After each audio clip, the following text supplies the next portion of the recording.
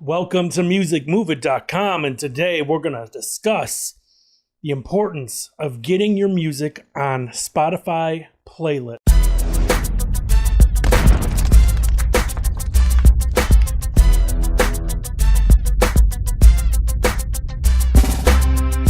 As we have discussed before, everything is basically digital now, musically wise, and that's just how it's heading and how it's been heading for the future of the music industry. People pay a fee, and instead of buying albums, for 10 to 15 bucks a pop, they could just pay a fee of like $10 to $15 to a service, and they could stream whatever they want. Old stuff, new stuff. You could download stuff from Spotify and things like that. Now, of course, there's many different services like this. There's Spotify, there's Apple Music, there's Tidal, Pandora does streaming, all that stuff. It's important to be on these sites. Now, I'm assuming many of you are on Spotify. And if you're not, look into a distributor that can get you on there, such as theorchard.com. I told you about that before. CD Baby will do it. TuneCore does it. They get you on these streaming services when you release an album through them. Now, the importance of these playlists are people, the listeners on these streaming sites can build playlists and they can share them. You could build a playlist and just mark it, workout playlist, and you can just listen to it. You can make it public. So say on your playlist you have Blink 182, and it's a public playlist. There's like 30 songs on there. Other people can search for Blink 182 music on Spotify, and they have like songs, albums by them, things like that. And then there's playlists, and it's either Spotify created or user created playlists that has Blink 182 music on it. Now, if the person wants to, they can click on the playlist and listen to what the other person did. You can do it. It's easy, simple to do. You could share them. You can send them to other people through email so they can listen to them. So the importance of this is, if your song is on a decent playlist, a popular one, you could get a lot of streams out of that, which in turn is more exposure for you and, of course, revenue. So it's important as hell. Now, how do you get on these playlists? Well, it's not the easiest. It's almost impossible to get on a Spotify created one.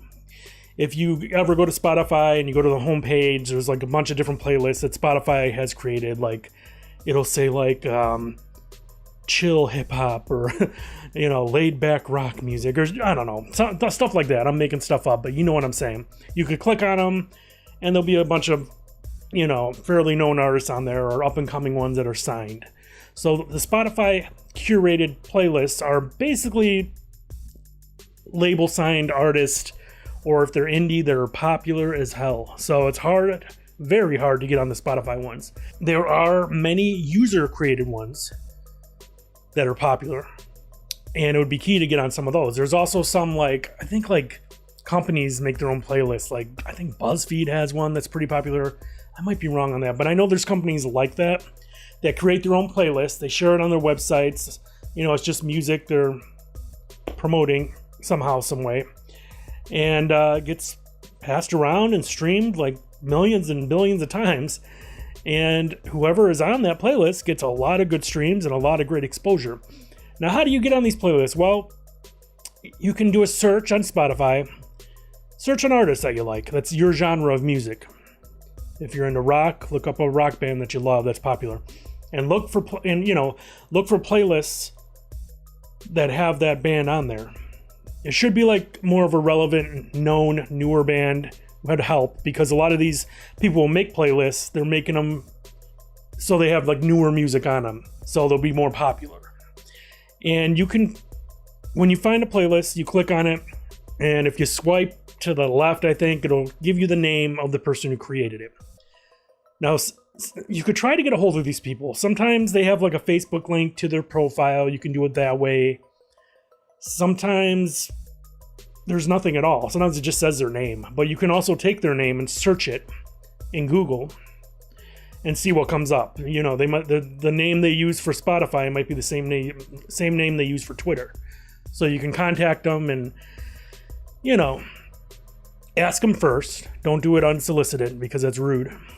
Ask the person if you get their contact information through whatever social media site or whatever, and say, hey, I think my music might fit your playlist. Do you mind if I send you a song or two through Spotify? And if they like it, or if they want you to, they'll be like, sure. Just either they'll ask you to send a link through Spotify of your music, because you can do that, or, you know, send them a track through MP3 or whatever. So that's one way. And I'm not gonna lie, even that's kind of difficult, because these playlist creators that are popular get so many people trying to get at them every day, asking them to get their music on the list.